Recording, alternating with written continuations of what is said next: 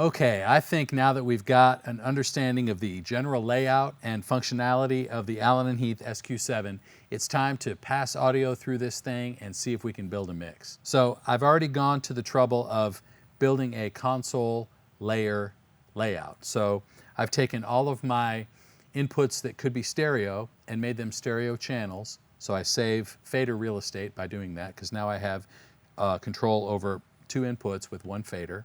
So my keys, my B3, my tracks, those are all now stereo channels, so it'll be on one fader. I have all of my inputs color-coded, so you'll be able to follow along and see that my drums are red, my drum groups are blue, my bass is yellow, keys are blue, guitars green, tracks are light blue, horns are white, vocals are pink, my effects returns are light blue, and these DCAs are red.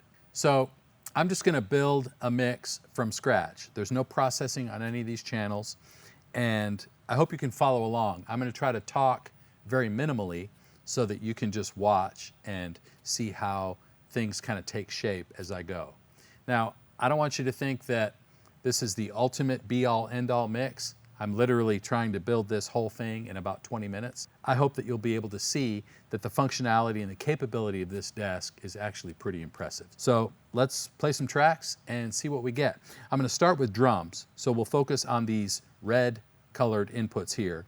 And I have my drum inputs, drum reverb, and drum groups. So we'll focus on this part of the console for now. I do have two kick inputs. I have a kick in and a kick out. So I'll process those channels independently and then combine them to see if we can get a good, solid kick drum sound.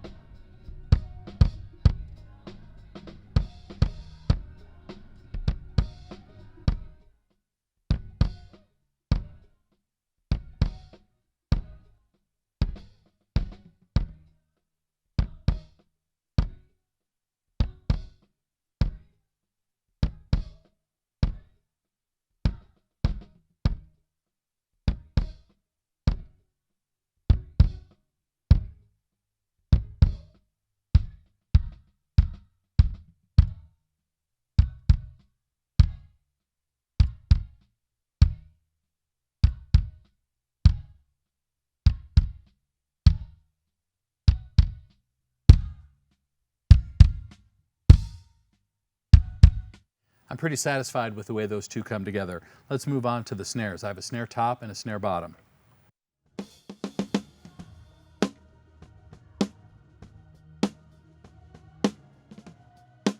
High pass filter to start to try to get rid of some of the PA bleed and any low end that's in the channel.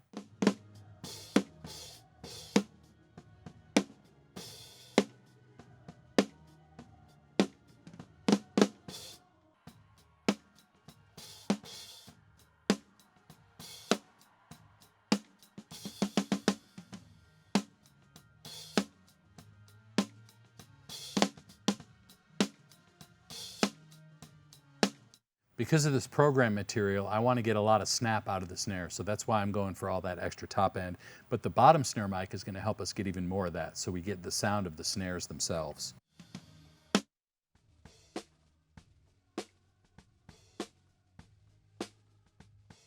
Pretty high pass filter.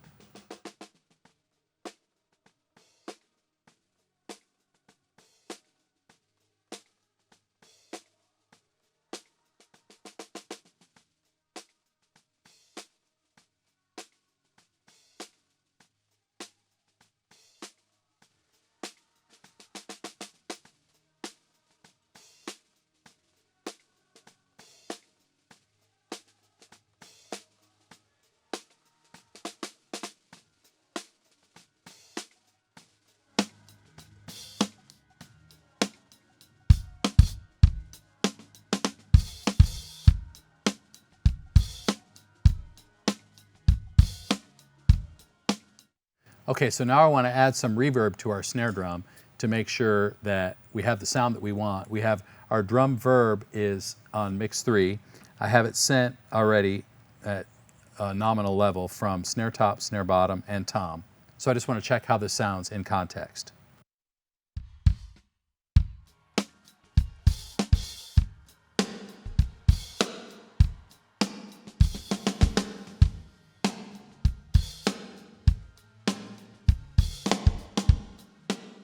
So that's not a bad starting point. I don't want it to be too roomy or too much of an arena type sound. I want it to be kind of tight and feel like it's in a nice small chamber. So I think that's a good starting point. Next, I want to move on to the tom because he doesn't hit it very often, but when he does, I want it to have a lot of impact. So let me find a spot where there's a tom and we can loop it and try to get that tone dialed in.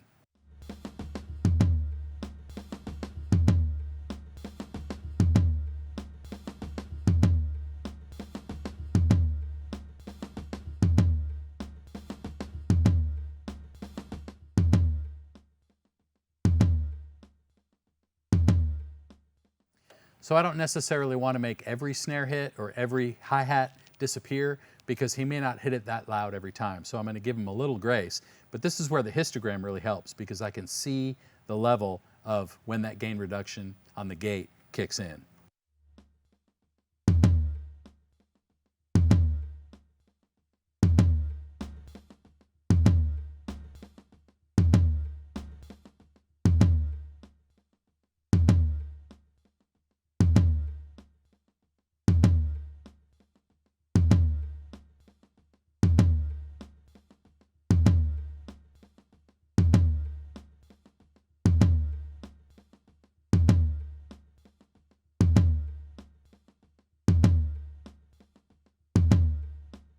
Now let's add some EQ to really get that to snap.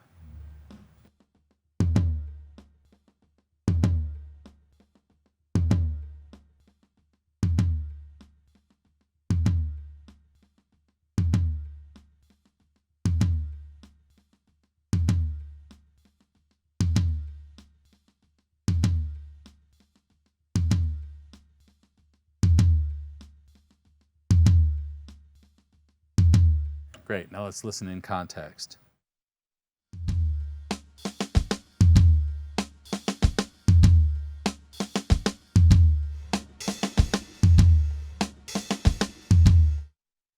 Now, let me get out of looping that section so we can hear the whole drum kit with the cymbals now, hi-hats and overheads. We'll start with the hi-hat. So we've got a lot of bleed from the PA and the bass guitar and all that low end from the subs. So we're going to really hack away at this with a high pass filter.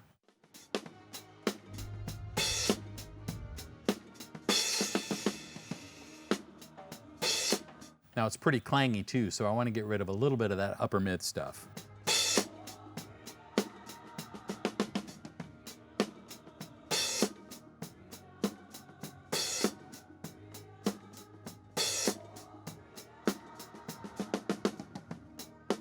But I want whatever sparkle I can find, so I'll turn up some of the top end.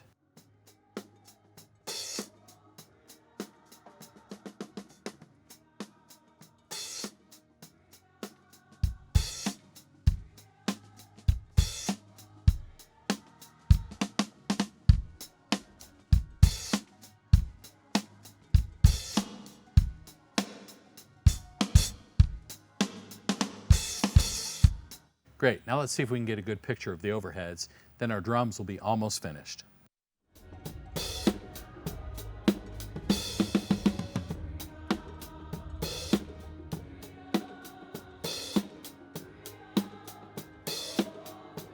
Again, the power of a high pass filter. It's pretty impressive how much of a difference just a high pass filter can make. I want to use a pretty steep curve though because I don't want to lose all of the body from the overheads. I just want that tight shelf to get rid of whatever's coming at it from the PA.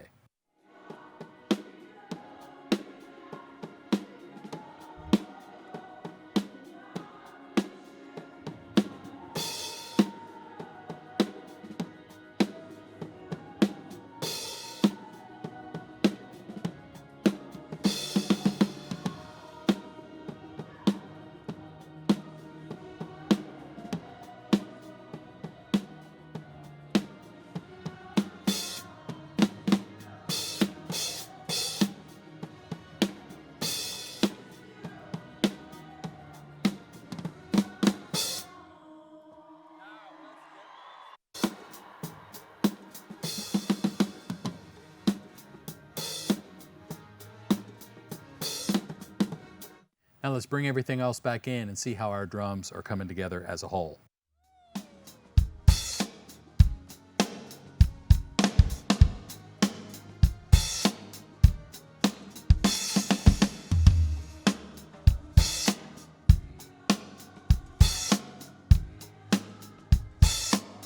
That's pretty nice. Now, we do have some parallel processing that we want to do, so I have a second bus where I have my kicks, snares, and tom sent, so we can basically do a lot of compression with that and ride it underneath the sound of the main drums for additional effect.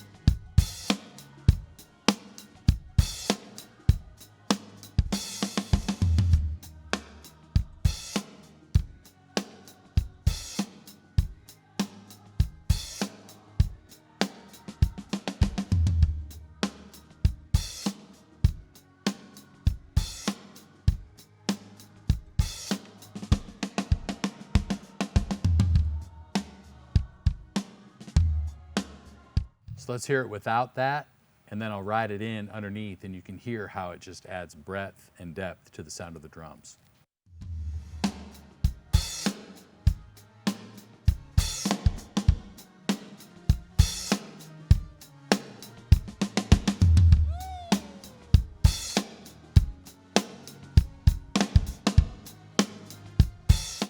All right, well, for the few minutes that we've spent on our drums, I feel pretty good about this being a solid starting point.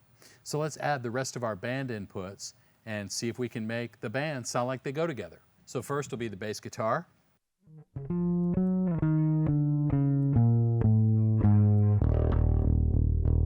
So I can already tell this is just his DI, and he's given me a really good source to work with. He's adding a little bit of grit probably from his pedal board, and so I'm really just going to do a little tone shaping if needed, and then maybe add a little compression to provide some leveling and some punch in the overall mix.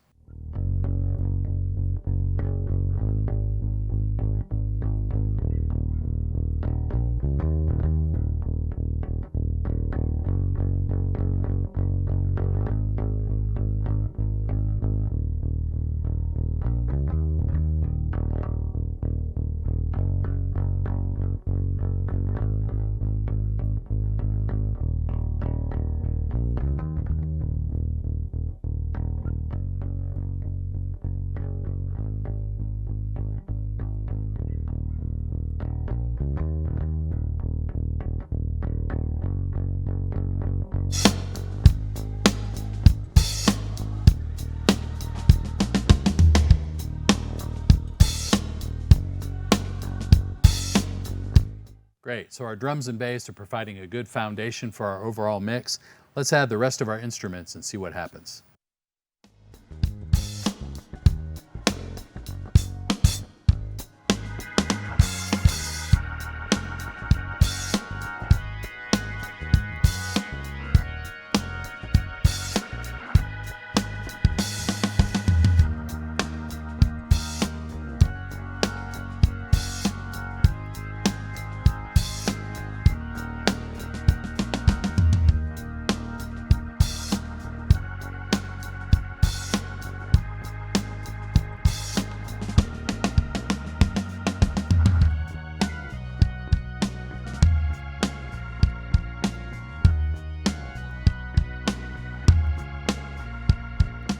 So now we'll add guitar.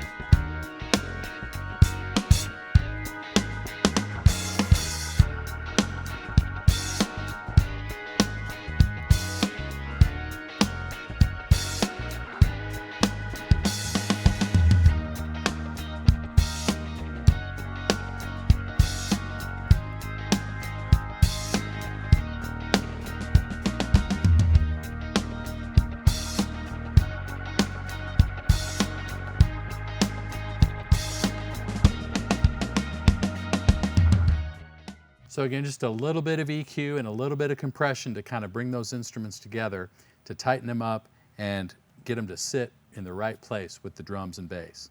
You'll notice with the guitar, I use the parallel path, so I can basically inject some of the dry signal back into the compressed signal to give it a really pleasing effect in terms of the way it sits in the mix.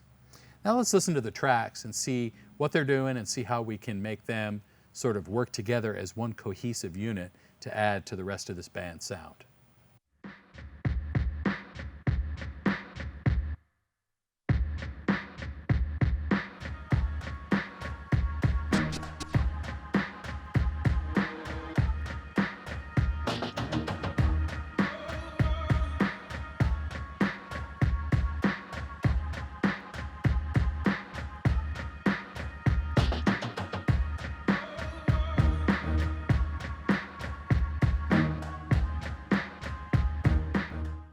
I really like what he's playing. I think that string kind of impression really gives us a nice color. So I want to make sure that's plenty loud.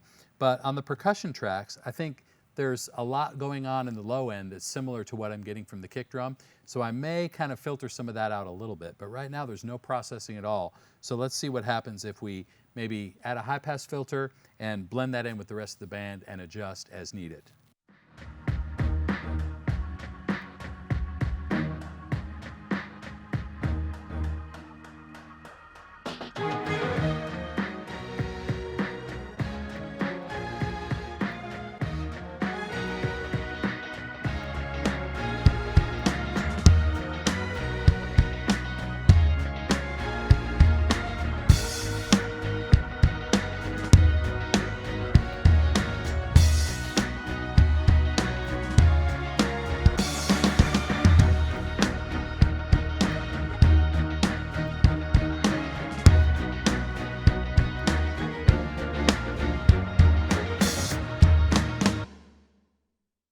That's a pretty good start. Now, unique to this band, we also have a horn section. So we have a saxophone, a trumpet, and a trombone. So I want to make sure that we have a way for them to speak through all of this so that there's a space for them in the mix, because they're going to add a lot of color and interesting characteristic to the sound of our band. So I'm going to mute everything else and work on them individually and then integrate them into the band sound.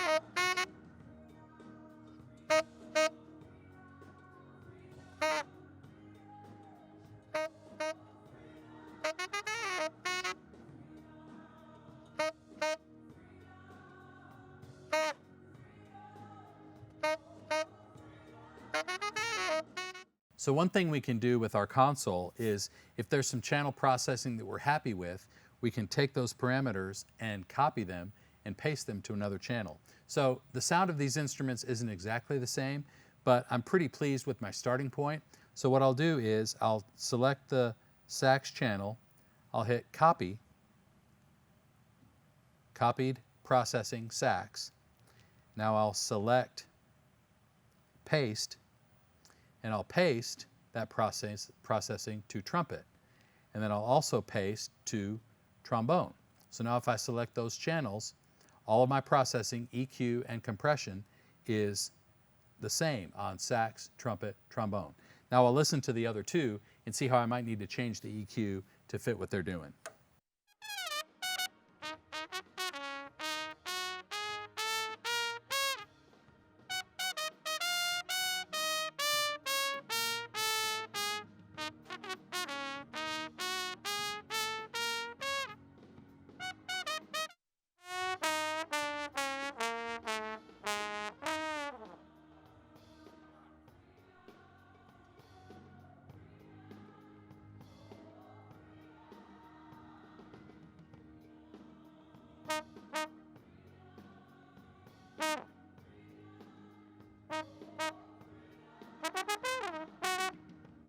So you notice I went to the trombone, and because I wanted a little more body out of the low mids, I was able to raise the level of the point at which that was hitting me, like 200 hertz, but I had to raise the level of the high pass filter to compensate for what was happening in that EQ boost. So it's a tightrope that you have to walk sometimes between the high pass filter and the low frequency boost, but I think we have a pretty good result. So next what I'd like to do is add some reverb to the sound of those horns, because right now they're pretty stark and in your face. So I want them to feel like they're in a space, that they're gonna fit in this room that the band is playing in.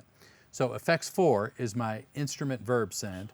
So I'll go to that effects bus and I'll just select those 3 channels and send the same amount of each to that bus. Now they're returning on this fader that says band verb, and so I will play it and then ease in the level of that fader so you can hear how much better it sounds.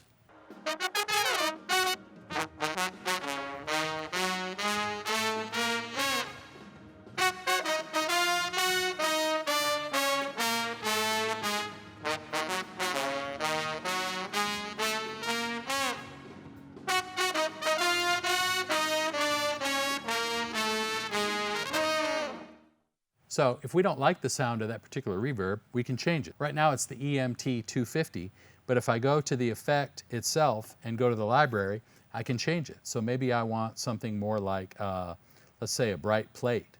So I can go down to my plate reverbs, plate bright, recall, and now it's a different preset altogether. Let's see how that sounds.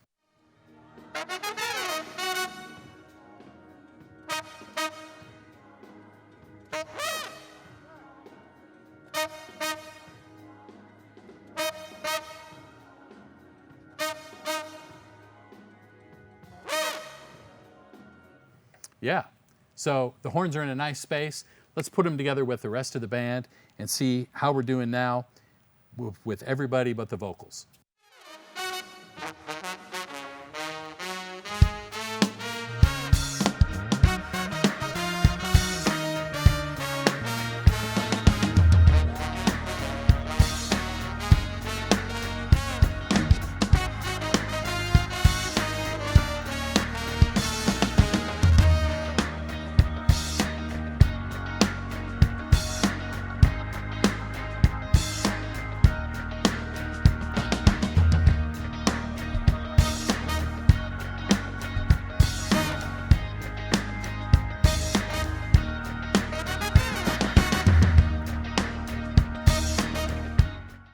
Feels pretty fun to me. Now, we need to talk about vocals. As we add these vocals, we have 3 background vocals and a lead vocal. So let's just apply the same approach. We'll start with them individually and then add them into the band. Now, the thing that I like about these particular background vocals is that they're singing as a group. So I'm going to try to get them to sound like one thing instead of 3 individual singers. So it's almost like the background vocals themselves are another instrument in our band. Freedom, oh freedom, freedom. So we'll go one by one, and I think this might be another case where I can copy and paste to save us a little time. So we have a soprano, an alto, and a tenor. So let's just see what we've got. Freedom, oh freedom, freedom, freedom, freedom, oh freedom. Freedom, freedom, freedom, oh freedom,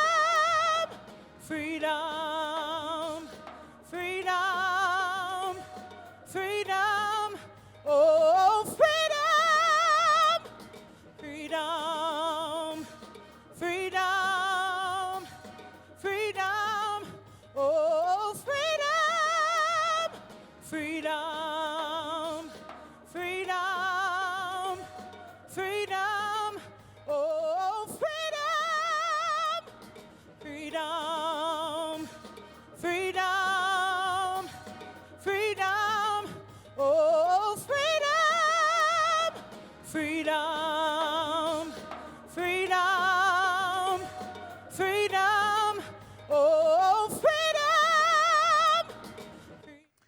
So this is a case where compression can really help, because when you have a singer who's belting like this, if I want it to sound like a thick instrument of 3 singers singing as one, compression is a good way for me to sort of control that leveling, make it a little thicker, and as they get blended together, feel like I can raise the level without anybody really blowing my head up by sticking out too much. So let's copy these settings, I'll paste them to the other two, and then we'll see what we may need to change in terms of EQ to make their particular voices fit in the mix. Copy that processing, and then paste to BGV2 and BGV3.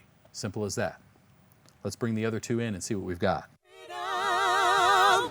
Freedom, freedom, freedom, oh freedom, freedom, freedom, freedom, oh freedom, freedom, freedom, freedom, oh freedom, freedom, freedom, freedom, oh freedom, freedom, freedom, freedom, oh freedom, freedom, freedom, freedom, oh freedom.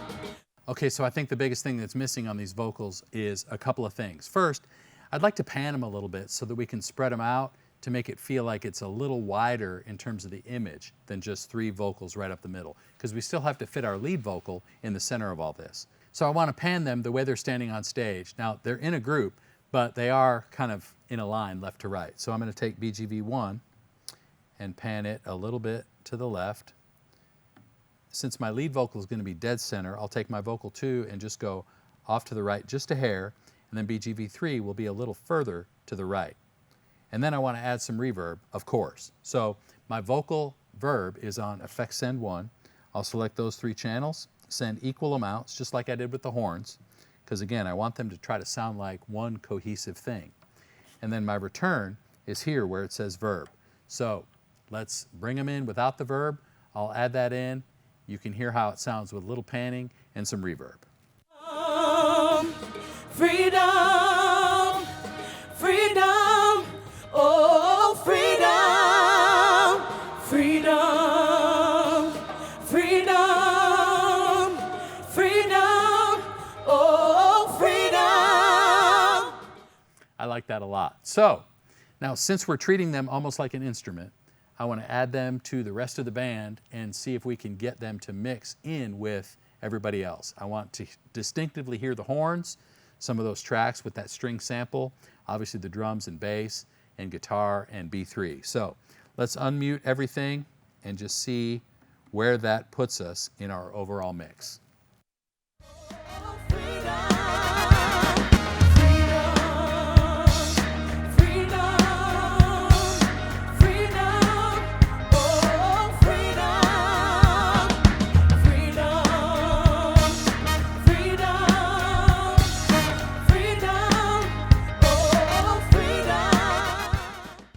I really like that.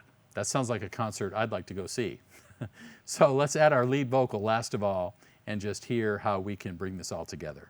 So her approach on this song is sometimes she's belting, sometimes she's singing in a real affected way, sometimes she's just singing the chorus like free and easy, sometimes she's dancing around. So I want to try to find an approach to the vocal that is fun, that allows her personality to shine through, but still sounds like her natural singing voice. So let's just start processing and see what we see.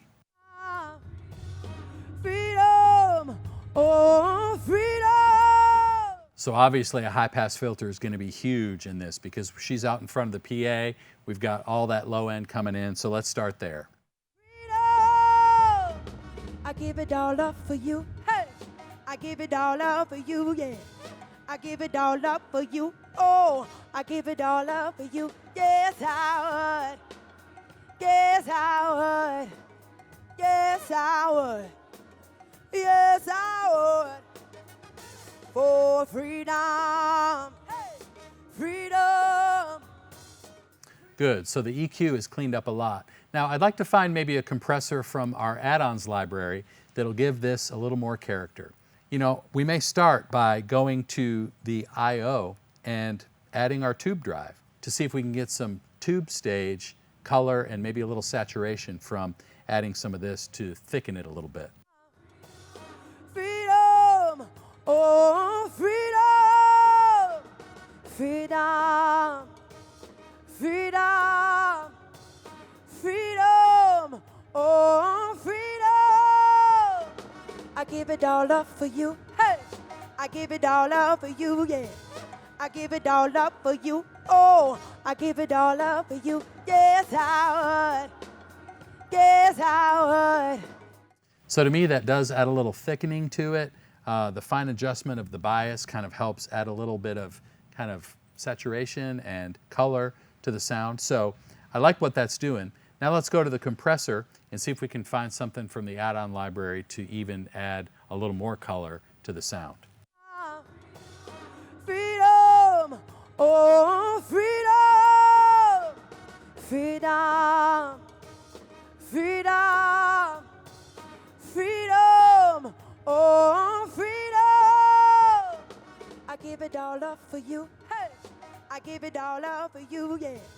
I give it all up for you, oh, I give it all up for you, yes I would, yes I would, yes I would, yes I would, for freedom, hey, freedom, freedom, oh freedom, freedom, freedom, freedom, oh freedom. Now obviously we need to add some reverb and maybe some delay to her sound, but I think as a starting point, that compression really adds a little bit of thickness because she's got that low frequency kind of warmth to her tonality. So I think accentuating that with a little bit of that compression helps. Now you notice that I use the parallel path as well because I don't want it to be so darkened by the compression that it's just squeezing the life out of it. So adding some of that drive back in will help us kind of have the best of both worlds, which I really like. Now let's listen to our effects and see how we can add some reverb and delay to really add some life to the sound of this vocal. Freedom, oh freedom, freedom, freedom, freedom, oh freedom. I give it all up for you, hey, I give it all up for you, yeah. So that obviously puts her in a nice space. So I think adding some delay to our vocal is going to add a little bit more life to it and some interest as we integrate it into the mix. So our delay send is on FX2. We're going to go to our vocal channel and send from there to the delay. And our returns are here on this fader that says delay. If I go to the library, there are a bunch of different options in terms of presets to use as a starting point. I'm going to stay pretty simple. I'm going to go to stereo tap vocal and recall. So this is a stereo tap delay. Now in this we can set it to be local tap on these left and right tap buttons or to follow the global tap tempo. So let's just do that since it's easy. I'll adjust some parameters as we go and we can see if we can get a good sounding delay. Freedom, oh freedom, freedom, freedom, freedom, oh freedom. I give it all up for you, hey, I give it all up for you, yeah. I give it all up for you, oh, I give it all up for you, yes I would, yes I would, yes I would, yes I would. Now let's add our reverb to it to see if we can get a vocal effect sound that sounds like one cohesive thing. Freedom, oh freedom, freedom, freedom, freedom, oh freedom, all at once I can. So a couple of things. First, in terms of feedback, my personal preference is that I would like the number of repeats to coincide with the tail of the reverb, so that the reverb and the delay sound like they're ending at the same time. The other thing you may have noticed is that I use these input filters to put a high pass and low pass filter on the input of the delay, so that what's coming out of it is a much darker sort of AM radio kind of lo-fi sound. So I can get away with more of the delay in the mix because it doesn't stick out, because it's different from the tonality of her vocal. So let's put it all together. I want to unmute our band. I'll bring the level of the vocals down and her vocal down, and we will see if we can put all of this together in a way that sounds compelling, impactful, and effective.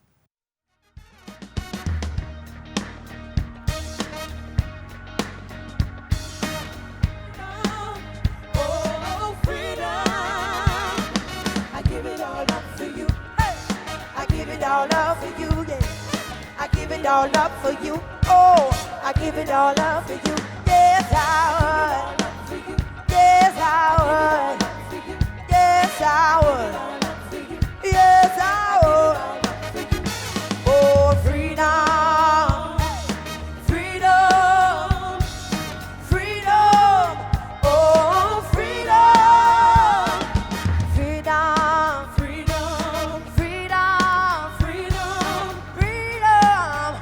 Oh, freedom. So I hope this quick overview showed you some of the capabilities of what this desk can do.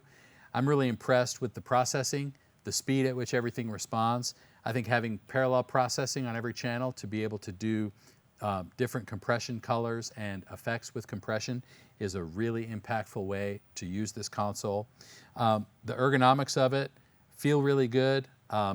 Just getting around on it quickly is different for me than other smaller format consoles. I think this one is a lot easier to navigate. So I hope that this gave you a quick picture of how you can build a mix in a short amount of time, because I know if you have a lot of time, you can do even better than I did in terms of the way you can shape tonality, the way you can create impact, the way you can make your mix really effective for your community. If you're in a church that's served by a bunch of volunteers, just having different profiles, different access to parameters within the console that you know maybe you have access to certain things but you're locked out of other features, it's a great way for you as a leader to help train and develop those people over time, because you can unlock some of those concepts in the console as they learn about them as you train them. So I hope that you'll have fun with the SQ7. I hope that it is a tool that you can use to make your services more impactful for your community, and I hope you really love getting to know it and getting to use it.